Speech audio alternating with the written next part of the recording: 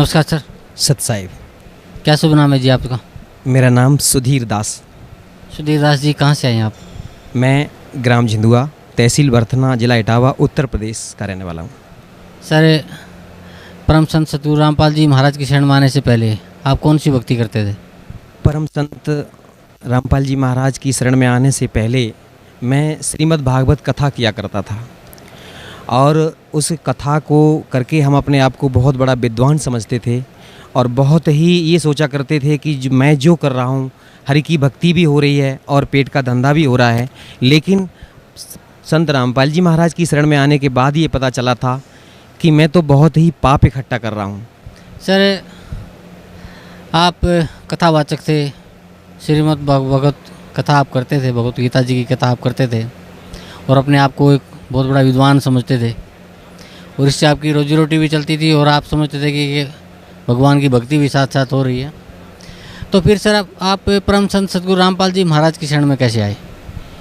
संत रामपाल जी की शरण में आने से पहले मैं कथा भागवत जो करता था, तो ये एक बड़ी लंबी कहानी है, बड़ी रोचक कथा। मैं कथा भागवत करने के उद्देश्य से बम्बई में गया हुआ था, तो ट्रेन में मैं चल रहा था। वहाँ पर मुझे ये पुस्तक भक्ति सौदागर को संदेश मिली। हमारी दो बहनें थीं जो उस ट्रेन में जो पुस्तक बांट रही थीं, तो एक तो मतलब जो टेम्पलेट ले रखा था उन्होंने, और पीछे से दूसरी पुस्तक लेकर के चल रही थीं।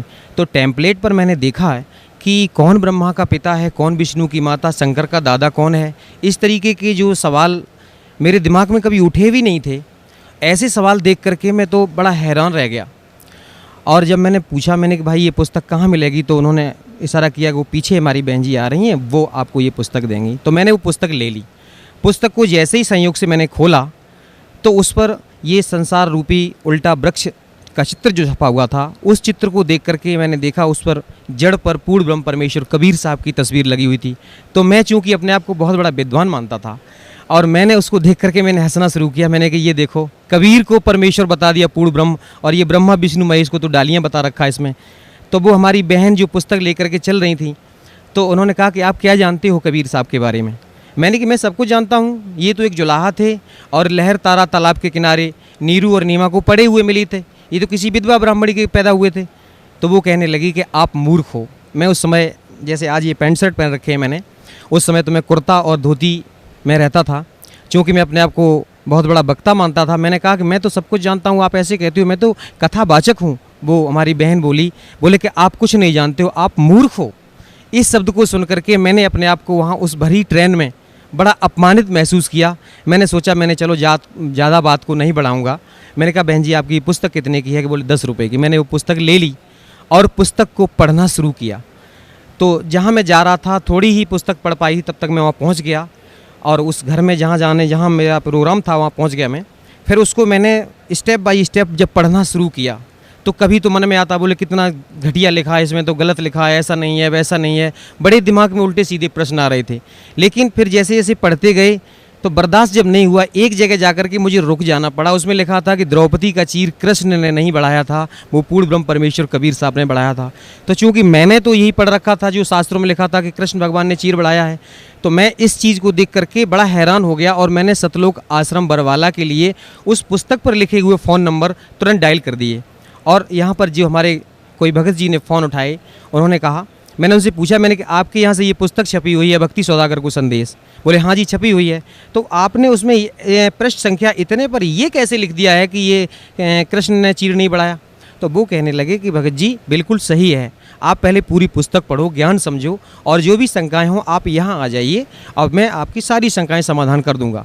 मैंने कहा आप कुछ नहीं है, इस तरीके से तो आपने गलत बोल रखा है, ऐसा नहीं है, कहीं कोई प्रमाण नहीं है। बोले कि सब कुछ प्रमाण सहित मिल जाएगा, आप यहाँ आओ। तो मैंने फिर उस पुस्तक को फिर पढ़ना शुरू किया, क्योंकि मैं एकादशी व्रत भी रहता था।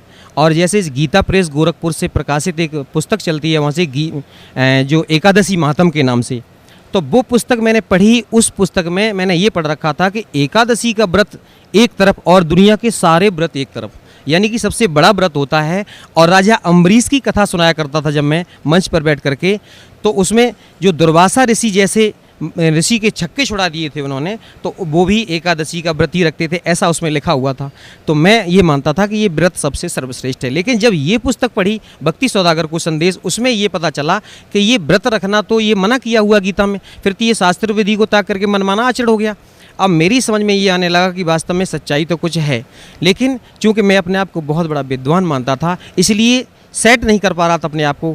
अब मैं बहुत दुखी हो गया, इतना दुखी उस संयोग से, उस समय एकादशी ही थी, उस दिन मैंने व्रत कर रखा था और अपनी जो भी दैनिक पूजा पाठ कर रखी थी जो थी वो करने के बाद में भोजन भी नहीं किया था, जल भी ग्रहण नहीं किया था। अब मैं बड़ा हैरान था, इतना दुखी मैं अपने आप को ये सर्टिफाई नहीं कर पा रहा था कि ये जो पुस्तक में लिखा हुआ ये सत्य है या जो मैंने अभी तक पढ़ा वो सत्य है। ऐसी उधेड़ बुन में पूरा समय निकल गया, रात हो गई, अब मुझे नींद नहीं आ रही थी। मैं इतना दुखी, जैसे किसी को पुत्र शोक हो जाता है, उससे भी बढ़कर के मुझे इतना दुख था कि वास्तव सच्चाई क्या है। ये ऐसे ही मतलब सोचते पता नहीं मेरी कब आंख लग गई और उसी समय सपने में हमारे परम पूजनीय सदगुरुदेव जी के रूप में परमात्मा स्वयं आकर के हमसे कहने लगे, बोले बेटा ये जो आज तुझे ये मार्ग प्राप्त हो रहा है ये है सच्चा मार्ग, वो अभी तक जिस मार्ग पर तू चल रहा था ये झूठा है बिल्कुल। इसको देखने के बाद में मैंने एकदम से मेरी आंख खुल गई, देखा उस समय सुबह के 4 साढ़े 4 बजे का समय था। मैं चूंकि जानता था कि ये ब्रह्म मुहूर्त का समय है और मैंने निश्चय किया कि ये जो मार्ग अब प्राप्त हो रहा है, ये जो पता चला है ये सच्चा मार्ग है। तो मैंने एकदम से अपने आप को सेट किया, मैंने कि अब चाहे कुछ भी हो जाए मैं अब सतलोक आश्रम बरवाला जाऊंगा।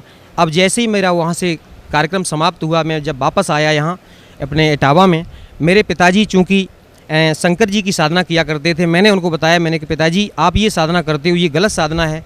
और मैंने हजारों बार गीता पढ़ डाली थी। जब गीता अध्याय 7 श्लोक नंबर 12 से लेकर के 15 तक पढ़ता था, उसमें लिखा हुआ है कि जो ब्रह्मा विष्णु महेश की साधना करने वालों को राक्षस स्वभाव के धारण किए हुए मनुष्यों में नीच कहा गया है। और लास्ट में लिखा हुआ कि मेरी भी साधना नहीं करते। तो यहाँ पर मेरी बुद्धि चकराया करती थी कि ऐसा क्यों लिखा है, सारा समाज तो कृष्ण भगवान की पूजा करता है और कृष्ण भगवान ही गीता का ज्ञान दे रहे हैं और यहाँ पर लिखा हुआ कि मेरी साधना नहीं करते।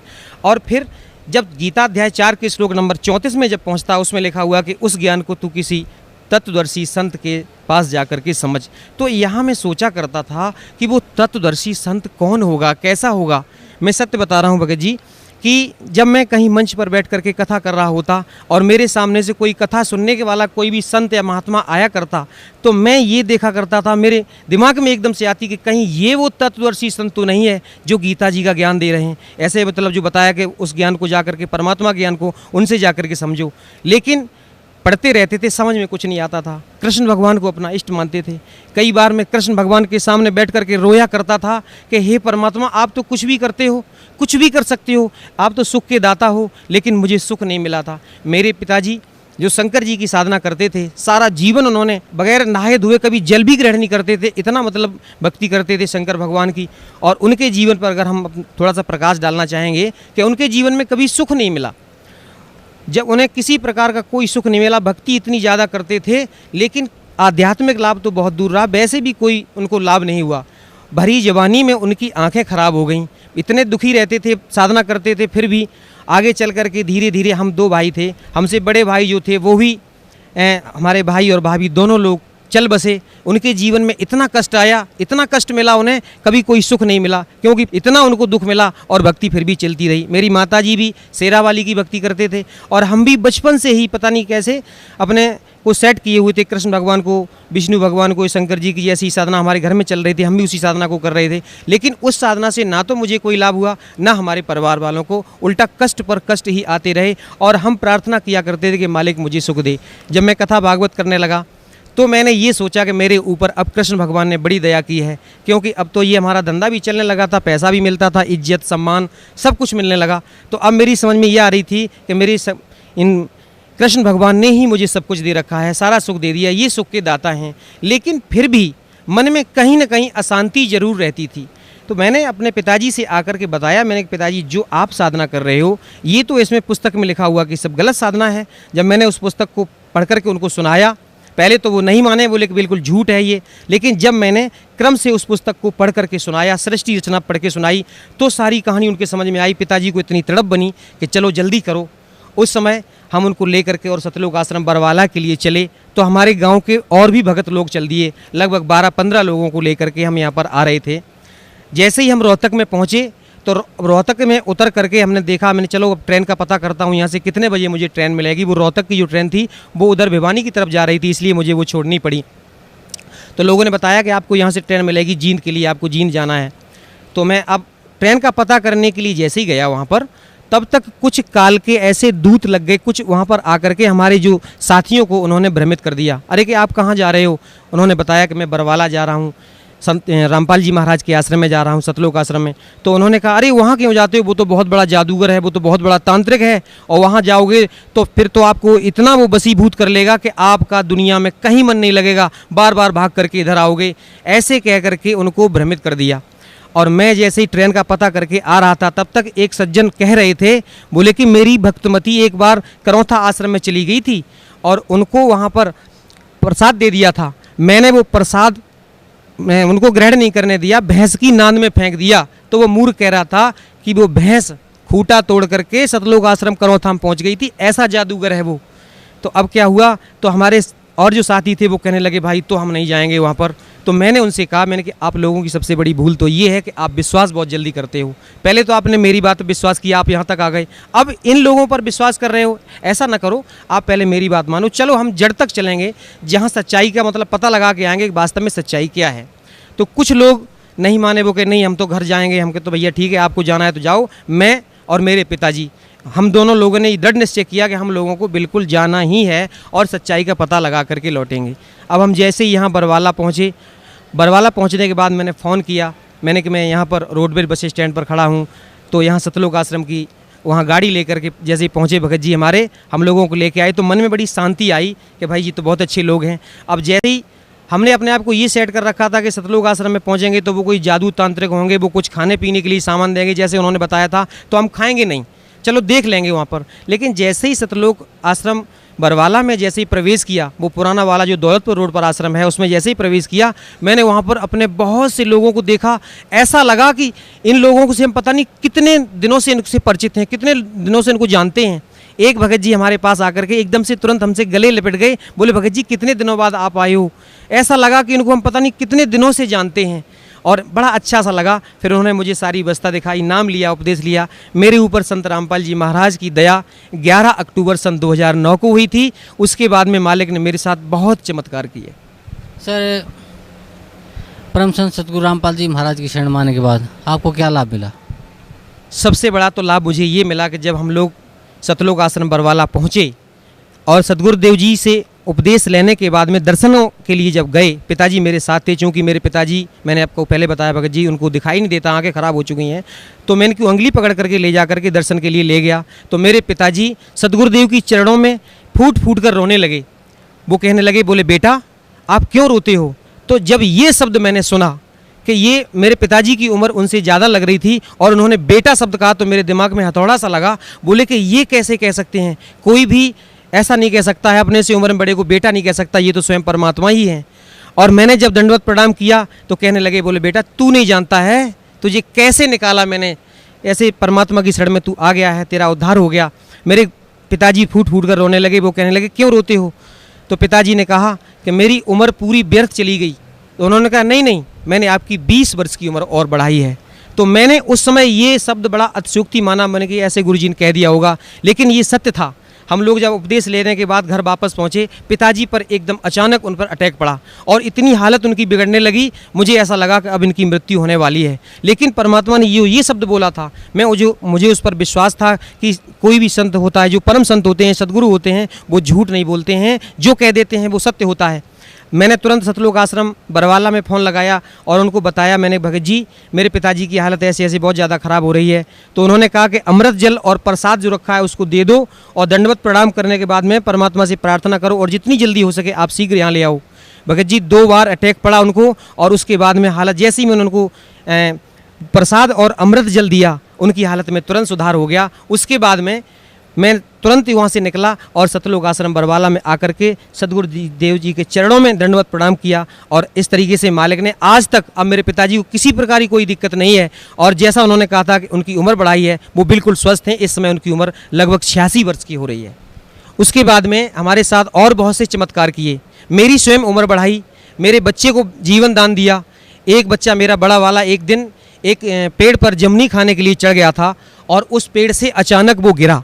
जहाँ पर गिरा था वहाँ पर चारा खिलाने के लिए, बैलों को चारा खिलाने के लिए ये नांद जो बना रखी होती है उसके और बीच में एक खूंटा गड़ा हुआ था, उनके दोनों के बीच में गिरा। अगर मान लीजिए सिर उसकी उसमें लगता पक्की चट्टान सी थी तो सिर फट जाता तो उसकी मृत्यु हो जाती। अगर खूंटे के ऊपर गिरता कहीं भी मतलब पेट में या कहीं घुस जाता तो उसकी मृत्यु हो जाती। उस दिन उसका मृत्यु योग था, लेकिन मालिक ने इतनी दया की कि उस नांद और खूंटे के बीच में वो गिरा।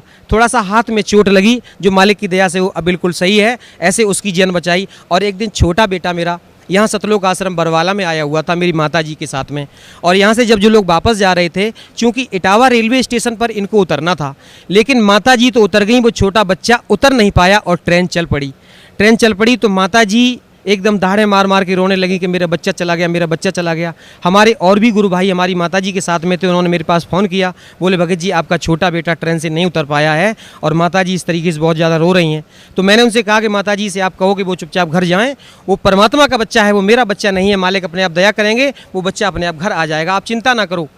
चूँकि मैं घर पे था तो ये फ़ोन पर वार्ता हो रही थी, हमारे पड़ोसी और लोग सुन रहे थे, तो वो उनको पता चला वो क्या हो गया है।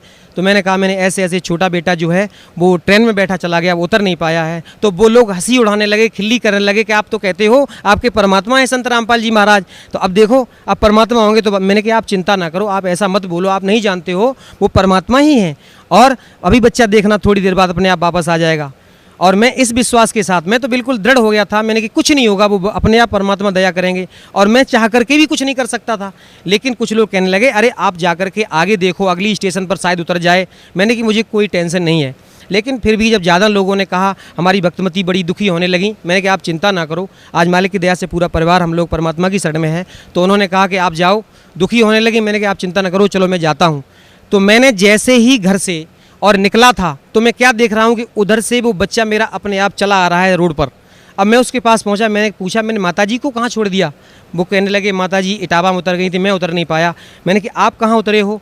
तो अगला स्टेशन जो था वो वहाँ उतर गया। जैसे मान लीजिए छोटा सा बालक था और उससे कोई कह रहा, बोले बेटा यहाँ उतर जाओ। उसका जो बैग था उसमें दीक्षा फार्म था यहाँ सतलोक आश्रम बरवाला का, वो चला गया, सारे कपड़े चले गए और वो बच्चा उतर के आ गया। तो मैंने बेटा तुम यहाँ कैसे पहुँचे। तो वो कहने लगा कि कोई अंकल जी आए थे और मुझे साइकिल पर बिठा करके इधर से लेकर के इधर आए। तो मैंने कि वो चले किधर गए, बोले वापस चले गए। मैं समझ गया कि ये परमात्मा का ही काम है, ये कोई जीव की ताकत नहीं, ऐसा नहीं कर सकता है। और मेरे साथ में मेरी स्वयं उम्र बढ़ाई मालिक ने। मैं एक बार भिंड जिले से लौट करके अपने इटावा आ रहा था, मारुति वैन में आगे बैठा हुआ था। 60-65 की स्पीड में मारुति वैन, ड्राइवर ने उसको बहुत कंट्रोल किया, लेकिन पता नहीं उसकी स्टीयरिंग फेल हो गई, क्या हो गया, वो सीधी जा करके एक दीवार में घुस गई। तो आगे का जो डैशबोर्ड था, मैं आगे ही बैठा हुआ था चूँकि ड्राइवर के साथ में, तो ड्राइवर की जो साइड थी उसने अपनी साइड तो बचा ली, लेकिन जिस साइड में बैठा हुआ था वो एकदम से ऐसी गाड़ी पिस गई, मैं उसमें फंस गया। तो मैंने अपने आप को ऐसा महसूस किया कि मेरी दोनों टांगें कट चुकी हैं और नीचे से यहाँ से लेकर के नीचे का धड़ जो है वो मेरा समाप्त हो गया है और अब तेरी मृत्यु निश्चित है। उसी समय जैसे मान लो मेरे से कोई कह रहा है कि बेटा सतनाम का जाप कर, मैंने सतनाम का जैसे ही जाप किया, अभी 2 मिनट ही हुए थे, एकदम से शरीर में चेतना हुई। जैसे मान ली मैंने अपने आप को महसूस किया हो कि कोई मुझे नीचे से एकदम से आशीर्वाद दे करके, बिल्कुल वो परमात्मा की दया थी कि मेरा शरीर बिल्कुल सही है। मैंने अपने आप को सही महसूस किया कि टांगें भी सुरक्षित हैं और भी किसी प्रकार की कोई दिक्कत नहीं है।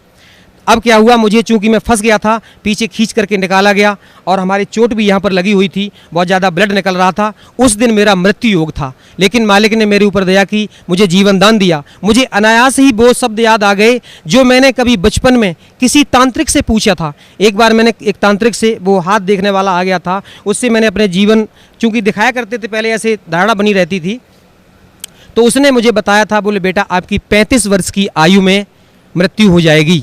तो मैंने ये झूठ माना था और उसने ये भी कह दिया था कि आपके भाई की भी मृत्यु 35 वर्ष में हुई है और आपकी भी मृत्यु 35 वर्ष में होगी। उस दिन मैंने, जब वो दिन तुरंत मुझे याद आ गया, उस दिन दास ये पूरा 35 वर्ष का हो चुका था। तो मैंने समझ लिया कि ये मालिक ने दया की, आज मेरा मृत्यु योग था। इस तरीके से मुझे मालिक ने मुझे भी जीवन दान दिया, मेरे ऊपर बड़ी दया की। सर, परम संत सतगुरु रामपाल जी महाराज से नाम उपदेश लेने के बाद आपको बहुत से लाभ मिले, आपको जीवन दान भी मिला, आपके बच्चों को जीवन दान मिला, आपके पिताजी को भी जीवन दान मिला। तो सर भक्त समाज को आप क्या संदेश देना चाहते हैं? सबसे पहले तो मैं साधना चैनल वालों का बहुत धन्यवाद करना चाहूँगा कि उन्होंने सच्चाई हम लोगों तक पहुँचाई। हम लोगों को पता ही नहीं था कि वास्तव में सच्चाई क्या होती है, और साधना चैनल वालों का मैं बहुत ही आभारी हूं। और ख़ास तौर से मैं अपनी बहन नेहा शर्मा का धन्यवाद करना चाहूँगा कि जिस तरीके से उन्होंने हम लोगों के सामने उस कार्यक्रम को जो पेश किया है, उससे लोगों को बहुत अच्छी तरीके से समझ में आ रहा है। और साधना चैनल वालों का इतना धन्यवाद करना चाहूँगा कि उन्होंने सच्चाई को हम लोगों तक पहुँचाया, और मीडिया का काम भी यही है कि सच्चाई को सामने पहुँचाए।